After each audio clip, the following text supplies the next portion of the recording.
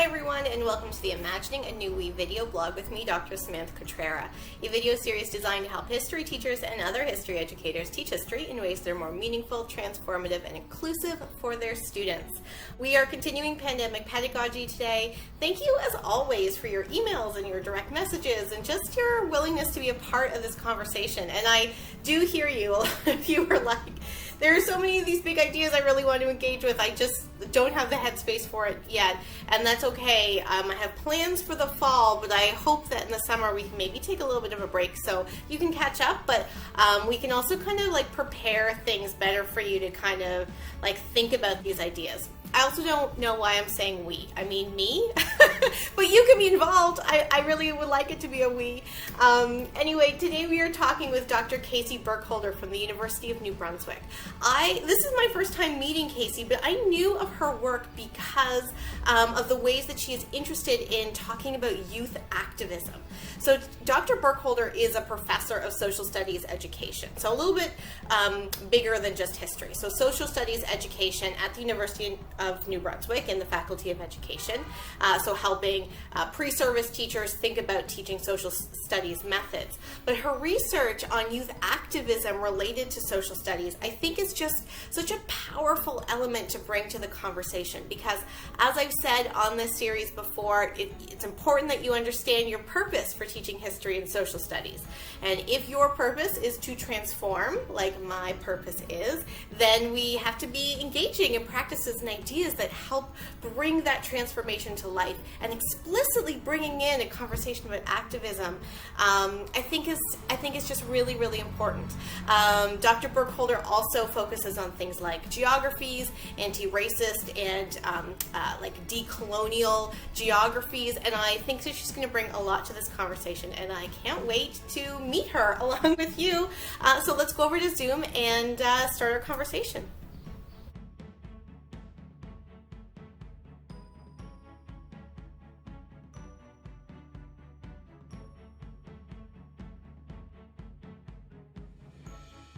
Casey, it is so nice to see you again. I feel like it has been an age since we did our original video. So we talked on May 19th. It is now, I mean, your video is actually going up around June 19th, but on May 25th, George Floyd was murdered by the police, and it has sparked, as you know, the revolution, the Black Lives Matter revolution.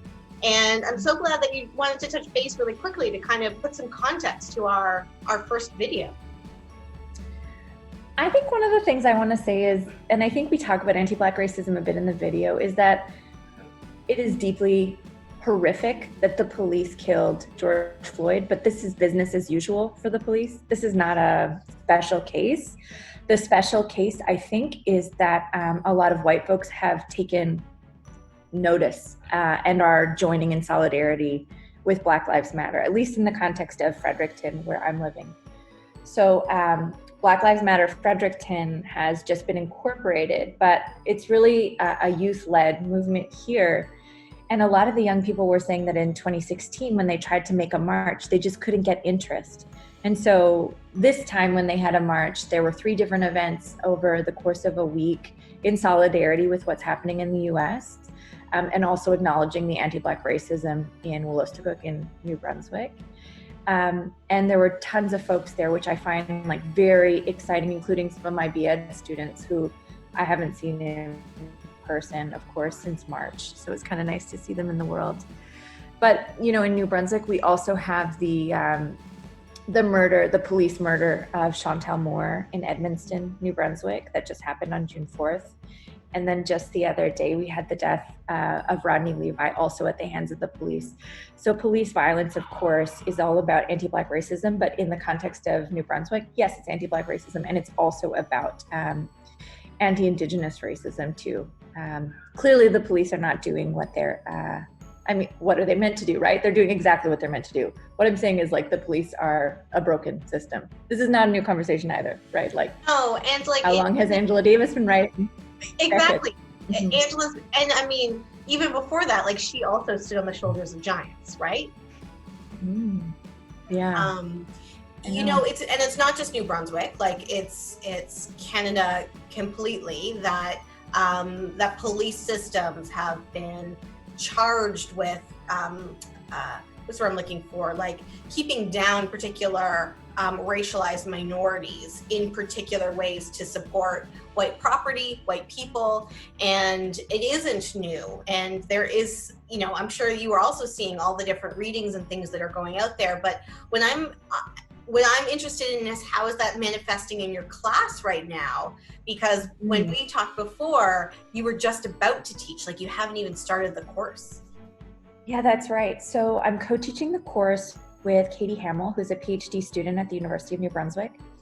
And originally we planned this course about geography teaching in March. And so we were both really thinking in sort of almost a personal way, like how are you experiencing the feeling of being at once trusting of the government and at the other hand not trusting, and trusting of your neighbor and yet not trusting of your neighbor. So we were really getting people to think about psychogeography, their experiences of space and place, and how that shifts in a pandemic time.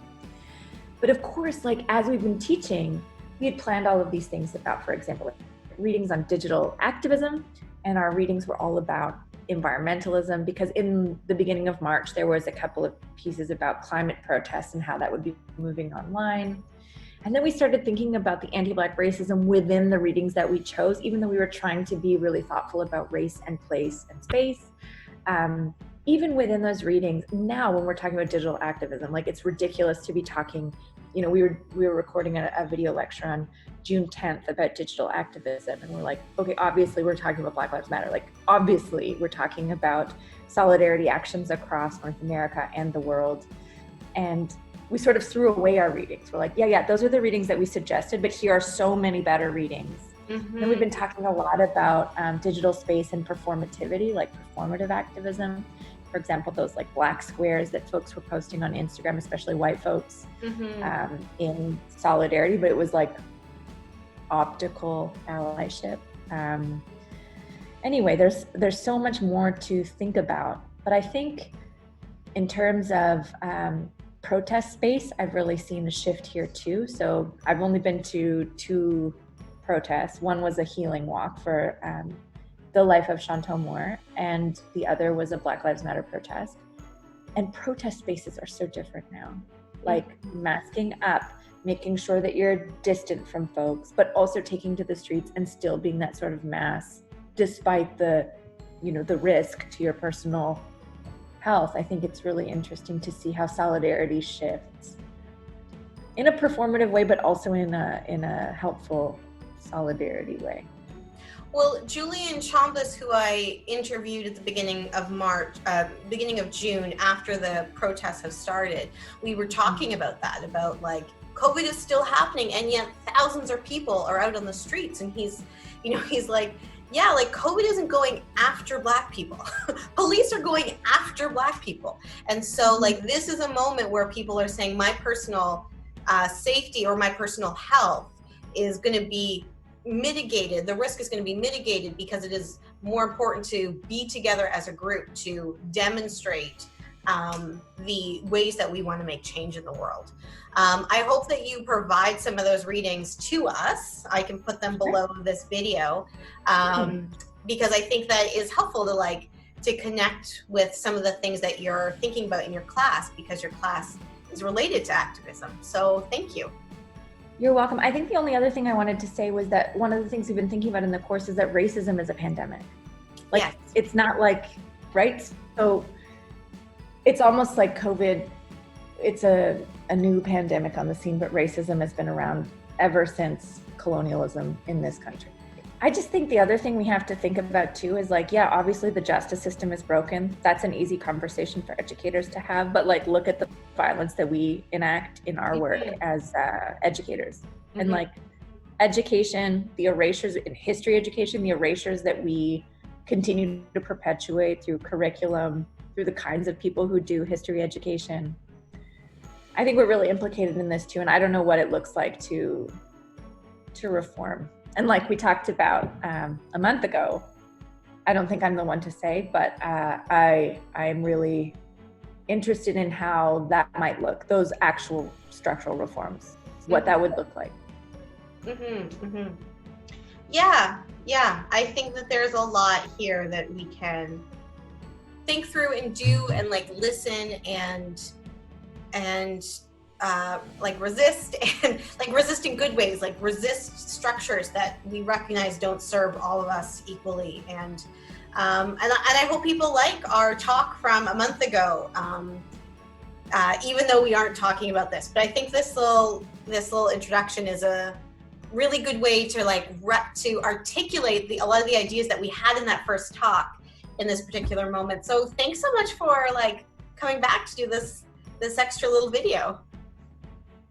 My pleasure. Thank you for having me. Yeah. Okay, it was nice to see you again, and we will go to the next Zoom video now. Casey, thank you so much for making time to talk with me today. I know that you are extra busy as, of course, a faculty member, but also a parent. So many full-time parents are trying to figure out how to balance their full-time jobs and being a full-time parent. So thank you so much for finding the time to speak with me today. Happy to do so. Do you want to introduce yourself before we get started? Sure. My name is Casey Burkholder. I'm an assistant professor in the Faculty of Education at the University of New Brunswick. I teach pre-service teachers and Masters of Education students primarily, and my area of teaching focus is sort of social studies education, visual art education, and then at the master's level, it's really about research methodology, particularly participatory visual methodology, which I always sneak into my social studies teaching. You know, I was talking with someone today who is a history teacher in Ontario, and she also has a drama and English background. And I was saying those intersections with social studies, history, and art, to me, are some of the most powerful intersections. So that's why I'm extra happy to talk with you today. Excellent. So I start with this first question, which I ask everyone, which is, have you thought of history any different because of this moment? And some people were like, I just haven't had time to think about the subject. And other people have been saying things like, you know, I recognize the perspective that I was in now challenges the interpretations that I've had. So have you thought of history any different because of this moment? I think I've been thinking about how I teach history a little bit differently, and also how I teach geography a little bit differently. So I'm gearing up to teach a course next week, which of course was supposed to be face-to-face and is now being reimagined in the digital realm. And the course really thinks about the ways in which we teach and think about space and time in school. And so I've taught the course last year. I really enjoyed it. I used McKittrick's text about Black geographies and politics of place, which I think is really important in terms of getting pre-service teachers to think maybe more politically about race and bodies in the classroom. And then I'm using that again in connection with the notion of the pandemic. So questions like, what's the cost of progress is something we would have talked about last year. Now we can look at it through the case study of what's going on right now. Or maybe psychogeographies, thinking about the ways in which we act within particular spaces, how certain bodies are policed in particular ways, or how we police ourselves in particular spaces like schools or all society, and then thinking about how all of that changes now. So one of the assignments I have them working on is mapping their quarantine spaces for psychogeography, how do these spaces make you think and feel?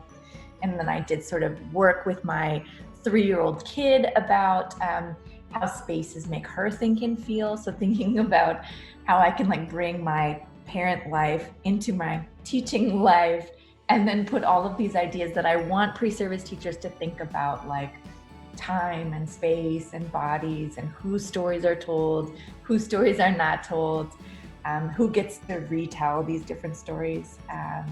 All of that is sort of coming into focus, but then specifically in the pandemic, it just to me feels much more alive, these questions. It's not as static as thinking about before. It's very much present now. I think one of the research projects that I was imagining before the pandemic is like really amazing right now. It's with a colleague of mine, Funkeala Dejevi, and then another colleague, Jennifer Thompson.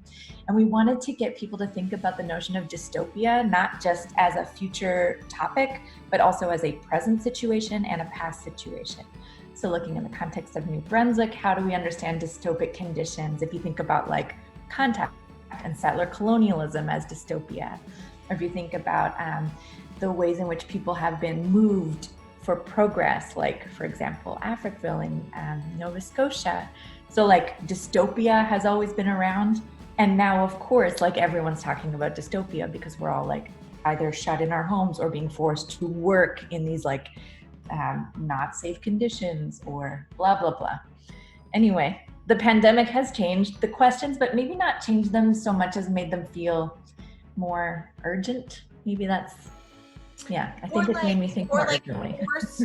Forced to percolation maybe too?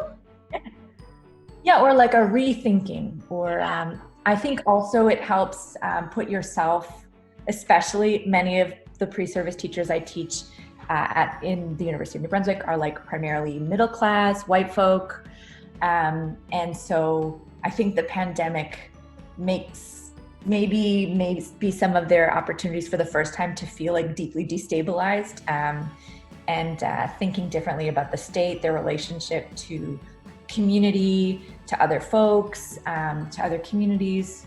Yeah, I think it's sort of a politicizing moment, or anyway, I hope it's a politicizing moment. Maybe everyone's just going to retreat and do more of the same, I hope. Yeah, I mean, it will be interesting. One of the things that came up really in a lot of the early conversations, but hasn't come up in the same way in the latter ones, and I think that's because people are in it a little bit more, that this moment, although I should just preface that nobody else used this language but me, so I just brought this language to things people were saying, but that it like reveals this deconstruction, that it reveals the ways that the system doesn't work, the way that the system is always broken. And I think of Andrea Hochman and Sarah Shear's interview when they're saying, well, actually, no, the system was designed for this inequity. And now we're just seeing it. It reveals that. And so when you're saying like to get people to think about the geographies of their own quarantine space, for example, to me that like is forces you to think about your spaces in political ways that you might not have before. And I was talking with Mark Curry, who's a doctoral candidate, that was also talking about geographies and how like our public spaces, we can really question how and in what ways these spaces were created and how they function. So that's so interesting. I'm so excited to hear how these ideas will keep growing. And I also think it's really interesting and cool about bringing in some of the parenting to the teaching as well, because rather than, you know, have them fight each other, which I'm sure it feels like all the time, that like they also fight each other. Yeah. So let's be clear about that. Yeah. That it's kind of an acknowledgement of humanness too, right? Like, oh, I also have this 3-year-old at home and we're figuring things out too. Oh, totally. It's a mess. Like really, it's a mess, but it's fine. You know what I mean? Yeah. I think sometimes I think myself and some of my friends, you know, who are also, you know, Christians, we have a tendency to lament the time before, like, oh, I just wish I had daycare right now. And like, oh, I just wish I could be alone in my office, but also that's like so deeply privileged. And if anything, I think the pandemic has also like reminded me of like big flashing lights, like, holy moly, look at your privilege and how are you using it in your working life, in your personal life, in your community life. You know, I think that a pandemic can encourage people to turn in, but it can also hopefully give you the opportunity to look outward and to see what's going on in your community, and hopefully help, not police. Because I also see like so much policing in a really depressing way. Like, for example, online forums, you know, like there was a group that was created in my local context that was about caremongering, but then it felt like being more about policing neighborhood behavior. I saw this group of people on this particular space. I'm really nervous about that kind of like watching. And I feel that there's something that the way in which maybe people or individuals or communities are policing other communities, it reminds me a lot of the policing of young people in schools. You know what I mean? Like the ways in which young people are watched in these like very particular ways. I know the way that you're supposed to be acting in this space, and I see that you are acting in a different way. I think that's also super problematic, but again, is making me think about school and what is the function of school. I mean, it's so custodial. Like, isn't that what I miss about daycare? Is like the custodial piece. It's not the educative piece at all. I feel like we're dealing with the educative piece at home very well, but boy, I miss the custodial piece. I mean, there's a few things I want to tease out there. One, I want to point viewers to Funke Eladejebe's talk, because she identified that a lot of things that people are talking about now as inequities are things that Black activists in particular and racialized activists in particular have been like fighting against forever. And one of those things is policing, right? Hyper policing. And as a white person with white privilege, it wasn't something that I thought of to connect those two pieces. And another thing she had said was like, the hope is important, but action is more important. And so to me, those were such powerful connections that she made to be like, right, we don't need to start new movements. We need to work with the activists that are already there, to figure out how to be allies, to figure out how to fight against things that people have been identifying. And I think policing is a really good piece of that. So yeah, like thanks for making that connection. I mean, it's not a great topic to make these connections, but I think the more we're thinking about those things, the more important, because again, like I think about teachers saying like, I feel a lot more freedom because I'm not doing curriculum stuff so much as I'm just ensuring the care and relationship building of my students. And so then what function does curriculum and these schoolings do other than keep students in line and doing this type of discipline? So I'm hoping that it will also shake up the ways that we're thinking about our content, we're thinking about our teaching practices to make it less disciplinary and more relationship based. Because I've talked to teachers too that are like, oh, the curriculum is really open until there's something I don't really want to do. And then all of a sudden the curriculum can really shut down. And I think that's where that disciplining comes in. Yeah, in the context of New Brunswick, our curriculum is not, especially the social studies, history curriculum, K-12, is not particularly open. Like elementary is better, but secondary, it hasn't been updated in so long. So like, I did this research project with this wonderful PhD student, Amelia Thorpe, and we looked at how queer, trans, non-binary, gay, even like cis women were represented or not represented in the curriculum. And the only time that gay people came up at all was in grade 12. There was an assignment suggestion that said, write a letter to the editor for or against gay marriage. Like, this is the context I am teaching within. And so I think curriculum does a lot more harm than good a lot of times, especially when, like good-natured curriculum writers not good-natured, but like when people with good intentions sort of try to do some kind of social justice work, but don't deeply think about or negotiate with or talk to community members about the kinds of histories they'd like to have represented. I don't know, curriculum, it's not for me. Well, I think of Ian Duncan, who's a teacher who's really interested in teaching more LGBTQ two-spirit histories, and he's like, LGBTQ issues are not mentioned in the curriculum, but it's in the glossary. So like, how do you then reconcile that? Like, why are we defining it if we aren't interested in exploring these histories? And of course, like in Ontario, there is a lot of options, but you need to like know and be comfortable with those histories in order to be like, I'm going to use this as an example of whatever, right? Yeah, for sure. And I think that is the activist component of history education, is figuring out the ways in which you can sneak in and create opportunities for people to learn about stories and communities that they wouldn't learn about because it's not like blah blah Vimy Ridge, blah blah blah World War I. Do you know what I mean? Like I think that that's the space for people like me who teach social studies education, where you can see the teaching and research coming together. It's in creating kind of opportunities for pre-service teachers, but then also in-service teachers to learn about, histories from this place. Because there's this assumption when you teach history the way you have in New Brunswick anyway, that queer people didn't exist here. And of course, that's not the case at all. Really? It was just like a whole province of straight people. And white people. If you look at the way we teach history here, it's many men who were white and propertied. Right. Look at the things they did. It's funny because like everything that we're saying is not overly controversial, but like in certain places it would seem that way.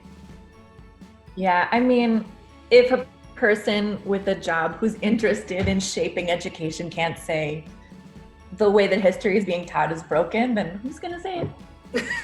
That's right. And one of the things that I like to talk about in the series, but also like in my the video series, the bigger not pandemic pedagogy more generally, is for teachers really to understand their purpose of teaching history, because research has shown that teachers teach with the purpose they define before coming into a teacher education program. So if people start articulating that and being clear with that, then they might be able to have a better understanding of where the things that they don't know lie, right? Like for me, I understand the purpose of teaching history as to make change in the world. And in that being my purpose, I recognize that perhaps some people might see things that I'm doing as less practical than what's needed in the classroom. And I try to balance that, but like being explicit about my perspective allows me to understand implicit parts. And I think that this allows for a moment for people to kind of think about their purpose and hopefully to maybe recognize how it could shift and change their teaching once they get back to the classroom. Because if we're just doing the same thing that we did 6 months ago, 6 months from now, that would feel really weird. So that kind of segues to my second question about, do you think we will teach history any different because of this moment? A lot of people say we should, but do you think we actually will? I don't know about we, but I think I will. I can't work for history educators. Yeah, I think that the pandemic is going to provide a way to go back to get people to empathize maybe more explicitly with other histories and communities that they haven't learned about, maybe as you're speaking about here, like things that they didn't learn about before.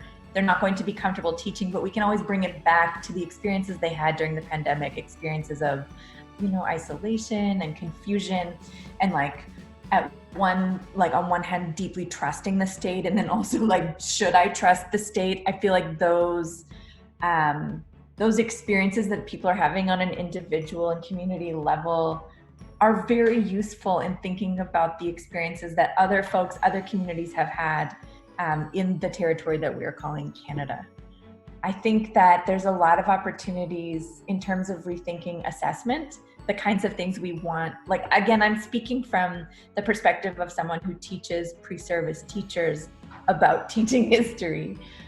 So I think about how I assess the work that they do, and more I want them to make things, to make art, to make critique, to learn about something that happened before and then make something new out of it, to make a film, to make to make lots of different things. I'm so inspired by the Graphic History Collective and their Remember, Resist, Redraw poster project. And I like to get my pre-service teacher elementary students to do a similar practice from the context of New Brunswick. So a person, a place, an event that you didn't know about, but you think is worth talking about in the context of social studies or history education. Those kinds of assessments to me are deeply interesting and important.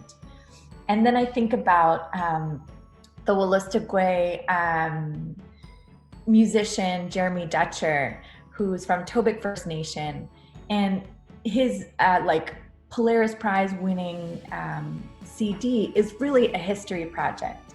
And I'm so interested in people following that kind of methodology. So he went to the archives at the Canadian Museum of History, and he found this like anthropologist collection on wax cylinders of songs from his community from like 100 years ago. And then he used that and sort of like listened to it, like reproduced it, and then added more of his own, like his own reinterpretation of what he had heard. So it's like activism, it's creation, it's looking back and looking forward and creating something new. And like, that's the way I want to teach people to do history in New Brunswick. Well, that's the way I would like people to teach history around the world. So used to start with New Brunswick, and we will together, we will make it bigger. But like, I spoke to a student that I did research with when she was in high school, but I've spoke to her now as an adult, and she said that the most powerful lessons, history lessons that she ever learned were the ones in elementary school, because they were creating, they were doing, they were engaging in arts, they were doing interdisciplinary work. Whereas I think once you get to high school, it just is so much like, they need to know this because they're about to go out in the world. And it's like, well, no, let them create, let them do, let them activate, let them understand themselves, let them understand the world, because this is where history is going to have that lasting resonance for them. Yeah, I think so. Yeah. And that's why in my work, in my research, I say that we need to imagine a new we in order to make change in the world. And while a we is not I guess a we by definition is monolithic. It's not the we that we're using now, but a we that is challenged by all of these different experiences. But the imagining part is as important for me, because it has to be based in some sort of vision of something different. And that vision often comes from the arts. So do you have any, as a way to kind of wrap up our conversation, which we could probably keep going all night, is do you have any thoughts about this notion of imagining a new we during this time or after this time? I mean, I hope for a new, more community-minded, collective way of thinking, but I'm a little bit skeptical. I'm a little bit maybe pessimistic about a coming together. I don't know, like in my teaching, when I do this kind of work where I push people to think maybe uncomfortably about white supremacy and history, and they're like, careful friendship, or to think about patriarchy and history, and they're like, deep friendship. I find there's so much pushback, and that's even within a room of history-minded folk who are interested in thinking and teaching differently about history. They want to make change in some way.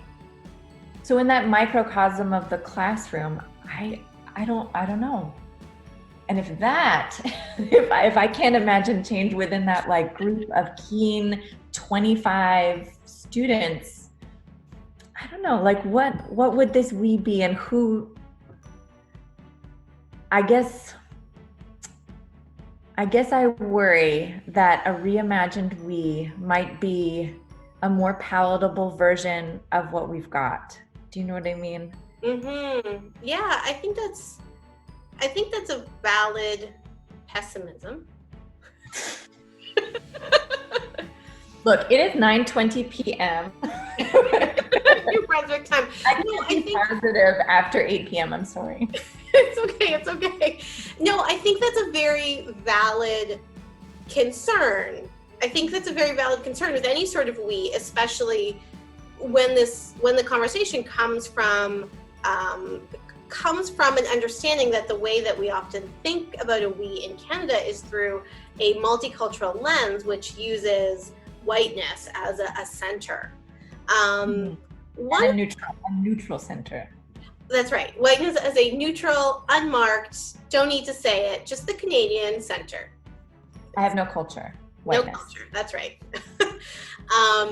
One of the things I found in my research, which I talk about in my upcoming book, is how easy it was, and I know that you have experienced this as well, although we haven't talked about it, so that's an assumption, how easy it is to be like, to look at students who are racialized and be like, those students need to learn my history as a white person, and like once that happens, we can just move along. And then maybe we can do those other histories as well. And that was such a problematic stance to witness and to see reproduced over and over and over again. My hope, drawing on things that you were saying earlier, is that people seeing different perspectives of experiences might allow them to come into classroom spaces with a openness to recognize that things that they might have seen or expected were different because of the pandemic. So, I mean, that draws from your second answer. I don't know, what do you think about that? I don't know, like if you think about something like the erasure of settler colonialism in the context of history teaching here, I wonder, like, what would it mean for people to think about settler colonialism in a move toward action? Like, what does that mean in this territory, in New Brunswick, in unceded and unsurrendered Willis White territory?